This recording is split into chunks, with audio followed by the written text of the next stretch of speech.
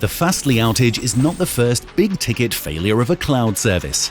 Amazon Web Services were disrupted on the 25th of November 2020, which affected devices such as Roomba and Ring. Google services, including Gmail and YouTube, were disrupted for about 45 minutes on the 14th of December 2020. The consequences of any outage are out of the control of the data user, and there is always the possibility of a longer or more serious incident. It should always be assumed that no data is completely secure.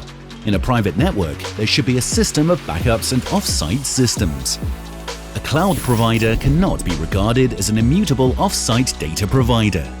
Even a remote chance of loss of service or data needs to be built into the business continuity plan. Kandus advocates that users take care when selecting a provider and plan for the event of a system failure, no matter how unlikely that may be.